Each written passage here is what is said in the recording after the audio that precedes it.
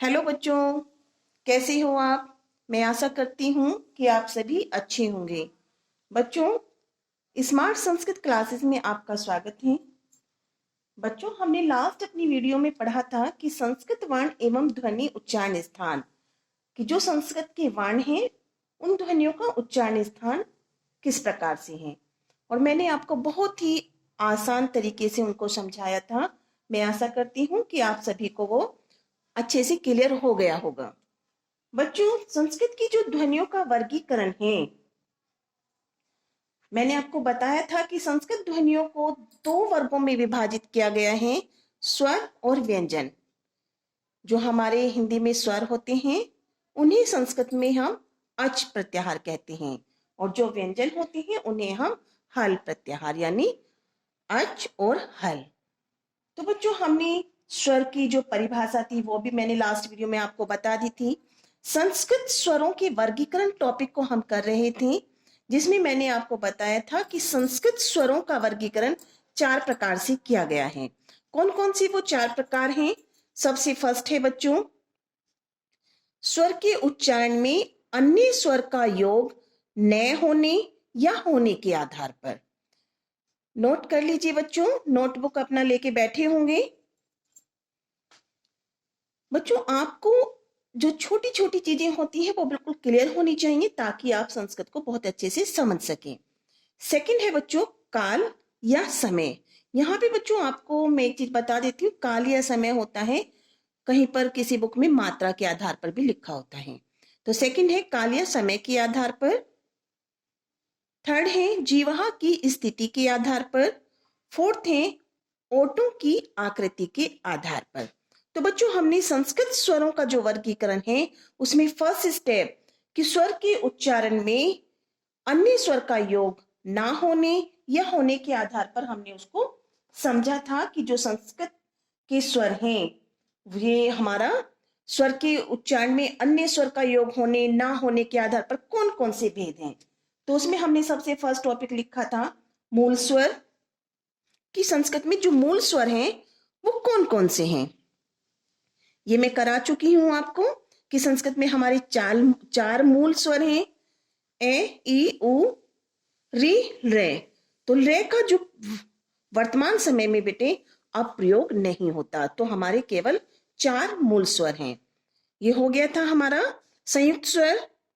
संयुक्त स्वर कौन से होते हैं?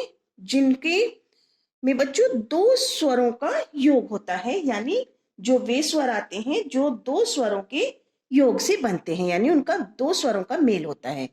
ये भी मैं आपको क्लियर करा चुकी हूं। अब बच्चों हम नेक्स्ट टॉपिक पे चलते हैं।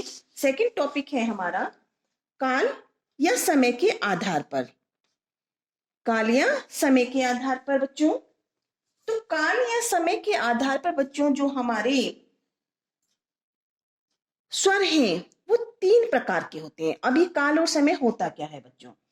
काल या समय होता है, हम जो काल होता है उसे ही समय कहते हैं, यानी किसी स्वर के उच्चारण में कितना समय लगता है, कितनी उसकी सीमा क्या है। तो इस आधार पर हम स्वरों को 3 भागों में बांटते हैं। सबसे फर्स्ट है बच्चों हर्ष स्वर, सेकंड दीर्घ स्वर, और थर्ड है बच्चों प्लुत स्वर। तो इसको मैं आप नोट कर लेंगे जिन बच्चों को अच्छे से नोट करना हो। हर्ष स्वर कौन से होते हैं बच्चों? जिन स्वरों के उच्चारण में एक मात्रा का समय लगता है, यानी उन स्वरों के उच्चारण में बहुत कम समय लगता है, तो वो हर्ष स्वर होते हैं। तो हर्ष स्वर बेटे, हमारे जो हर्ष स्वर हैं वो कौन कौन से हैं? जो हमारे मूल स्वर हैं, ए ई उ री तथा रे, यही हमारे हर्ष स्वर के अंतर्गत आते हैं। क्योंकि बच्चों देखिए, ए के उच्चारण में भी कम यानी एक मात्रा का समय लगता है। ठीक है, ए छोटी ई छोटा ऊ ऋषि ऋषि, मैं लिख देती हूं अगर आपको नोट करना हो तो। ए छोटी ई छोटा ऊ और ऋषि ऋषि। बच्चों, जो हमारा रे है उसका वर्तमान समय में प्रयोग नहीं होता है, ये ध्यान रखेंगे। तो जो हमारे 4 मूल स्वर हैं वो ही हमारे हर्ष स्वर हैं, यानी उनके उच्चारण में एक मात्रा का समय लगता है। सेकंड है दीर्घ स्वर। दीर्घ स्वर बच्चों जिन स्वरों का उच्चारण करने में हर्ष स्वरों की अपेक्षा दुगना समय लगता है वो दीर्घ स्वर कहलाते हैं। तो दीर्घ स्वर हमारे कौन कौन से हैं बच्चों, नोट करेंगे आप। आ, जो हमारे संयुक्त स्वर हैं बच्चों वो ही हमारे दीर्घ स्वर के अंतर्गत आते हैं। आ, बड़ी ई, बड़ा ऊ, ए से एड़ी, आई से ऐनक, ओ से ओखली और आउ से और री।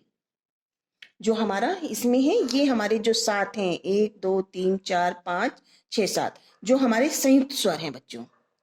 तो ये हमारे क्या है, दीर्घ स्वर के अंतर्गत आते हैं बच्चों। अब जो हमारे बच्चों तीसरा है प्लुत स्वर। प्लुत स्वर कौन सा है, ये बच्चों आपने हिंदी में भी पढ़े होंगे। तो प्लुत स्वर वो होता है बच्चों जिसके उच्चारण में 3 मात्राओं का समय लगता है। हर्ष स्वर के उच्चारण में 1 मात्रा का समय लगता है, दीर्घ स्वर के उच्चारण में 2 मात्राओं का समय लगता है और प्लुत स्वर के उच्चारण में 3 मात्राओं का समय लगता है। तो बच्चों आपने प्लुत स्वर में बच्चों हमारा आता है, इस स्वर के लिए कोई अलग से वर्ण नहीं लिखा जाता है। आप ध्यान रखेंगे यदि हर्ष या दीर्घ स्वरों के जो हमारे ये हर्ष और दीर्घ स्वर हैं इनके उच्चारण में 3 मात्राओं का यानी 3 गुना समय से उस पे जोड़ दिया जाए, यानी 3 गुना मात्राओं का समय लगे किसी भी शब्द के उच्चारण में, वर्ण के उच्चारण में, तो वो प्लुत स्वर कहलाता है। इसमें बच्चों आपने कभी कभी ये देखा होगा, इसको प्रकट करने के लिए हम क्या होता है एक ऐसी 3 इकाई की तरह लिखा होता है। आपने ये कहाँ देखा है बच्चों, जो आपने ओम लिखा देखा होगा इस श्लोकों में, आपने ऐसी ओम।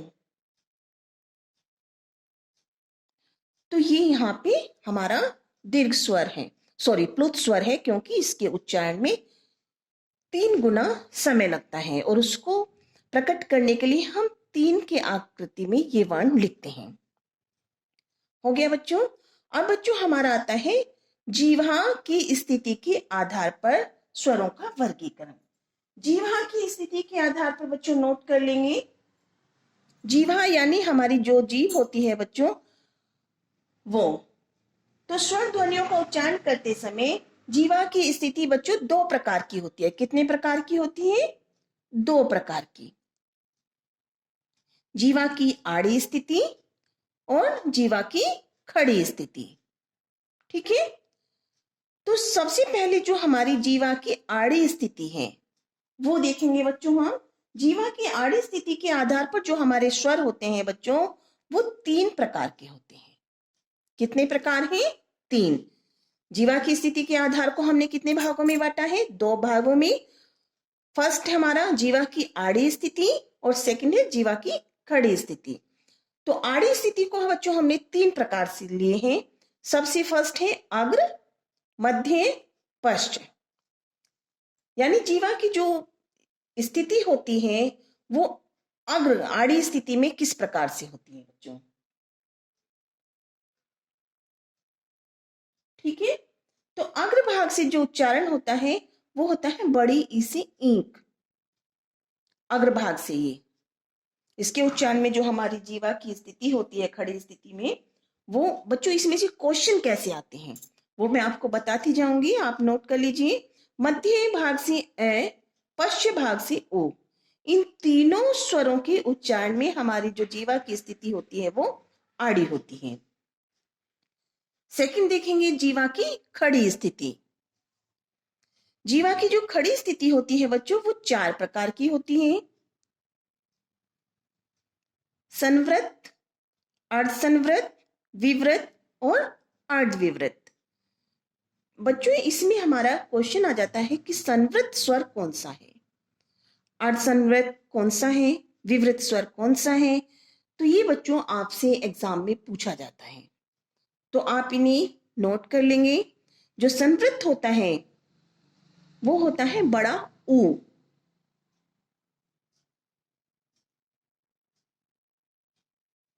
अर्धसंवृत्त ए, विवृत आ, अर्धविवृत आउ से और। ये आप नोट कर लेंगे। हो गया बच्चों, आगे बढ़ते हैं। अब आता है बच्चों हमारा व्यंजन। दिखाई दे रहा है बच्चों अच्छे से क्लियर? चलिए, व्यंजन क्या होती है बच्चों? व्यंजन वे ध्वनियां होती हैं, नोट कर लीजिए पहले आप थोड़ा। व्यंजन वे ध्वनियां हैं जिनके उच्चारण में मुख विवर से अबाध गति से नहीं निकल पाती। बच्चों, कौन उच्चारण में? वायु।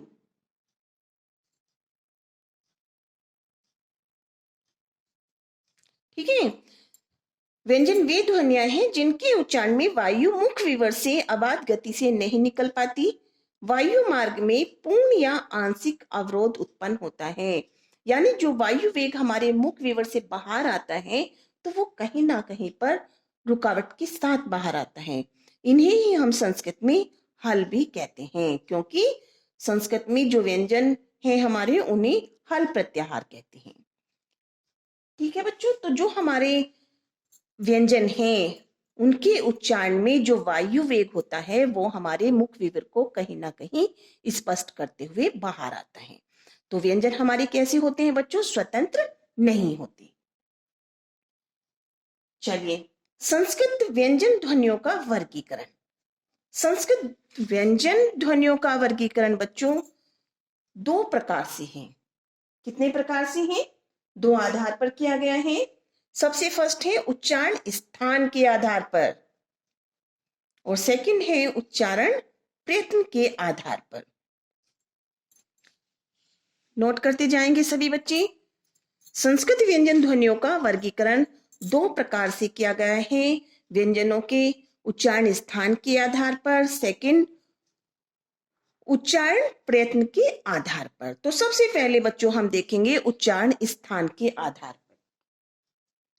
उच्चारण स्थान के आधार पर भी बच्चों हमारे जो व्यंजन हैं वो दो प्रकार के हैं, सघोष व्यंजन और अघोष व्यंजन।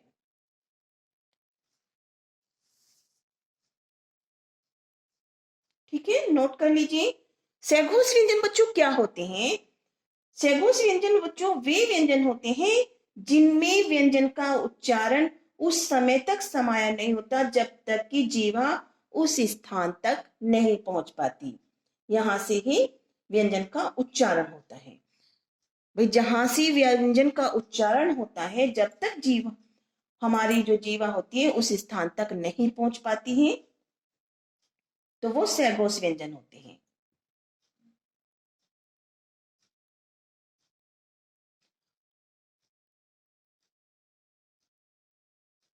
ठीक है, आप नोट करते जाएंगे। और अघोष क्या होते हैं बच्चों?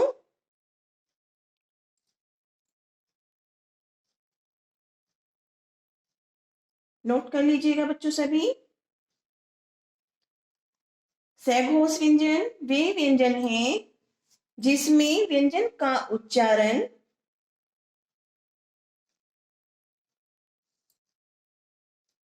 उस समय तक समाया नहीं होता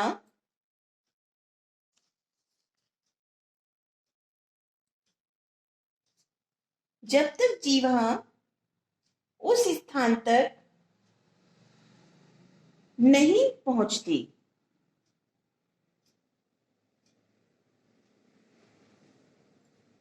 जब तक जीवा उस स्थान तक पहुंचती है जहां से व्यंजन का उच्चारण होता है।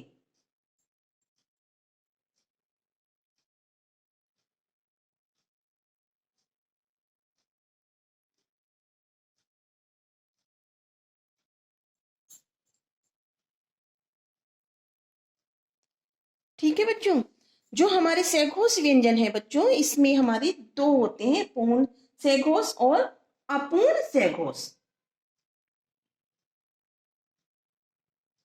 जो बच्चों हमारा अपूर्ण घोष होता है, अपूर्ण घोष में घोष जारी नहीं रहता और उच्चारण आदि के मध्य या अंत भाग में होता है, और उसी दृष्टि से ध्वनियों के भेद में भी अंतर आ जाता है। जो बच्चों मैंने आपको पहली वीडियो में अपने पढ़ाया है, जो होता दंत्य, ओष्ठ, दंत्य, वर्तस्य, तालव्य, मूर्धन्य, कंठे, वो उसके अंतर्गत आते हैं। ठीक है बच्चों, उच्चारण प्रयत्न के आधार पर देखेंगे। उच्चारण प्रयत्न के आधार पर व्यंजनों के भेद बच्चों निम्न होते हैं, नोट कर लीजिए। दिखाई दे रहा है स्पष्ट? इसमें आता है बच्चों स्पर्शी, स्पर्शी संघर्षी, संघर्षी, अनुनासिक, पार्श्विक, लुंडित, उच्छिपा और अर्धस्वर। स्पर्शी कौन कौन से होते हैं बच्चों? आपने जो हमारे व्यंजन है उसके जो 5 वर्ग होते हैं बच्चों, कै वर्ग, टे वर्ग, ते वर्ग, पे वर्ग, कै, चे, टे, ते, पे। तो ये जो हमारे 25 व्यंजन है बच्चों, हम उन्हें स्पर्श व्यंजन कहते हैं। तो ये कैसे हैं? स्पर्श, स्पर्शी व्यंजन। कौन कौन सी? कै वर्ग, कै वर्ग में आपको मैंने बता दिया है लास्ट वीडियो में कि कौन कौन से वर्ण आते हैं। कै वर्ग ये तो बच्चों हमारे जो 5 वर्ग हैं, कै वर्ग, चे वर्ग, टे वर्ग, ते वर्ग और पे वर्ग। प्रत्येक वर्ग में 5-5 वर्ण होते हैं। तो ये बच्चों हमारे जो 25 वर्ण हैं वो हमारे स्पर्शी व्यंजन हैं। यानी जो हमारी जिन व्यंजनों का उच्चारण करते समय जीवा मुख के विभिन्न स्थानों को स्पर्श करते हुए बाहर आती है, वो हमारे स्पर्शी व्यंजन कहलाते हैं। स्पर्शी संघर्षी बच्चों देखिए, स्पर्शी संघर्षी कौन से व्यंजन है बच्चों? जिन व्यंजनों का उच्चारण करने में स्पर्श और संघर्ष, स्पर्श और संघर्ष दोनों हो, उन्हें स्पर्श संघर्षी व्यंजन कहते हैं। कौन कौन से हैं बच्चों ये? चे, छे, जे और झे। ये हमारे बच्चों स्पर्श संघर्षी व्यंजन हैं। आगे बढ़िए बच्चों, संघर्षी। संघर्षी व्यंजन बच्चों कौन से होते हैं? जिन व्यंजनों का उच्चारण करते समय हमें बच्चों मुख से सीटी जैसी ध्वनि हमारे निकलती है, उन्हें हम संघर्षी व्यंजन कहते हैं। इसके अंतर्गत कौन कौन से वर्ण आते हैं बच्चों? ध्यान से देखेंगे, लिख लीजिए आप। शे, शेषलजम, शे षटकोण और शे शपेरा। ये हमारे क्या है बच्चों? संघर्षी व्यंजन। आगे देखिए, नोट करिए, अनुनासिक। अनुनासिक यानी नासिका द्वारा बोले जाने वाले व्यंजन हमारे अनुनासिक व्यंजन कहलाते हैं। अनुनासिक व्यंजन बच्चों कौन से होते हैं? हमने उच्चारण स्थान में लिखा है कि जो हमारे 5 वर्ग हैं उनका जो अंतिम 5वां वर्ण होता है वो अनुनासिक व्यंजन कहलाता है। ये आपने नोट कर रखे होंगे, नहीं किए हुए तो नोट कर लीजिए। आइया, अने, ने और में, ये कौन से हैं बच्चों? हमारे अनुनासिक व्यंजन। अब देखिए पार्श्विक। पार्श्विक क्या होते हैं बच्चों? जिस व्यंजन के उच्चारण में जो वायु होती है वो जीभ के अलग बगल से निकल जाती है, उसे हम पार्श्विक व्यंजन कहते हैं। जैसे ले। पार्श्विक व्यंजन क्या है बच्चों? ले। लुंडित, जिस व्यंजन के उच्चारण में जीवा को बेलन की भांति घूमना पड़ता है उसे लुंडित व्यंजन कहते हैं, और ये है बच्चों हमारा रे। ठीक है। उच्छिपा यानी उच्छित व्यंजन भी कहते हैं बच्चों। जिन जो व्यंजन होते हैं उनका उच्चारण करते समय जो हमारी जीवा होती है वो मुर्दा को जोर से टक्कर मारकर तुरंत वापस आ जाती है, वो हमारे उच्छिपा व्यंजन कहलाते हैं, और ये हैं हमारे डे और ढे। तो बच्चों आपको ना ये वर्ण दे दिए जाएंगे, या आपसे पूछा जाएगा कि लुंडित वर्ण व्यंजन कौन सा है, उच्छिप्त व्यंजन कौन सा है, या उच्छिपा व्यंजन कौन सा है, स्पर्शी व्यंजन कौन सा है, संघर्षी व्यंजन कौन सा है। तो आपके इस प्रकार से क्वेश्चन यहाँ से पुटअप होंगे बच्चों। अर्धस्वर। बच्चों अर्धस्वर क्या होता है? जिन व्यंजनों का उच्चारण करते समय स्वर के जैसा आभास होता है वो हमारा अर्धस्वर कहलाते हैं, और इसके अंतर्गत हमारा ये और वे, ये दो व्यंजन आते हैं। ठीक है बच्चों, अभी हम यहीं तक करेंगे। मैं आशा करती हूँ कि आपको ये टॉपिक क्लियर हो गया होगा। तो प्लीज आप मेरे चैनल को सब्सक्राइब करें, लाइक करें और कमेंट अवश्य करें, ताकि मुझे मोटिवेशन मिलता रहे और मैं आपको आगे अच्छी वीडियो प्रोवाइड कराती रहूं। Thank you.